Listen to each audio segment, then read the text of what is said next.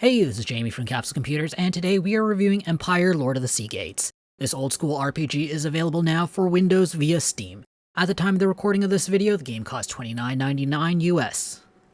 Empyre Lord of the Sea Gates is set in an alternative version of New York City in the early 1900s. The sea has risen up and swallowed the city, and the survivors are scattered among small city-states built on top of the skyscrapers that are now still above water. The fresh water has stopped flowing into the city, so players have been tasked with returning the city's lifeline.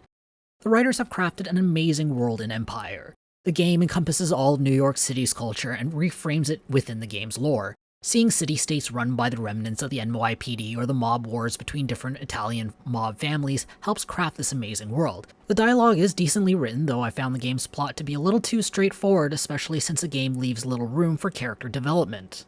The game itself is an unwieldy mess. Combat requires a lot of micromanagement. It's sorted out in real time with orders issued in the pause screen. However, player characters seem to lack any semblance of an AI, so characters will happily stand in place while being stabbed to death by an enemy without even moving.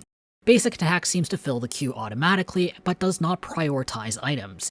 Instead, players have to clear the queue manually to ensure a character chugs down a health potion before dying. Outside of the fact that characters need to be instructed to breathe in and out, the tactical system is actually pretty decent. The cover and line of sight system is well executed, requiring players to rely on staying in cover and using status effect items to turn the tide in their favor. The level design is lackluster. Maps tend to be pretty linear in nature. I found there was little incentive to explore the side areas, as they tend to be devoid of extra lore items to discover or secret loot to find. Much to my frustration, there are the odd chest with the outline for interaction in levels, but no actual way to open them. Luckily, it's possible to get all the missed loot at the end of the level anyways. The user experience is poorly thought out. The character sheets are disorganized, tooltips are available on the character sheet but not always accurate. For example, I encountered several perks that refer to non-existent attributes in their tooltips. The skill tooltips are completely missing in the level up screen, so players are stuck memorizing what each skill does and which stats influence them before entering up the level up screen. Inventory management is caught between two different menus, the character sheet for individual inventory and equipped items, and the swap item screen that displays all the characters' inventories. Splitting stacks of items isn't explained very well, and is a rather awkward affair of holding down Alt and dropping the item on another character's portrait to trigger the split stack menu.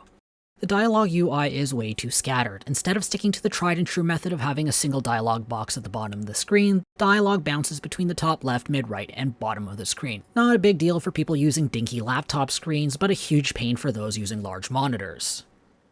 The audio-visual experience is kinda mediocre. The 2D art style is excellent and embodies the time period really well. It's just a shame that there's way too little of it. Many NPCs are stuck with a plain silhouette for a character portraits. The 3D graphics aren't too impressive. While the art style works well, the animations are very clunky and extremely limited in number. The soundtrack is a decent mix of early 1900s inspired music, but there's so few tracks that it begins to sound repetitive within the first hour of gameplay. The sound effects are extremely generic to the point that some of them don't even really fit into the game's environment well. Empyre Lord of the Sea Gates boasts a fantastic world, but that's about it. Its mediocre level design is ruined by a combat system that requires way too much micromanagement and a lousy user experience. The audiovisual experience has a few diamonds in the rough, but the bright spots are so far and few between that they can't make up for the beach full of dull sand surrounding it. I'm giving Empyre Lord of the Sea Gates 4 capsules out of 10. If you want to read our full review, be sure to check out the link in the description or in the video's card. I hope to see you soon. This is Jamie from Capsule Computers signing off. Hey YouTube, if you enjoyed this video, be sure to like it and subscribe to Capsule Computers for more awesome videos. If you're looking for more videos to watch, check out our review of Raiders of the Broken Planet here on the right.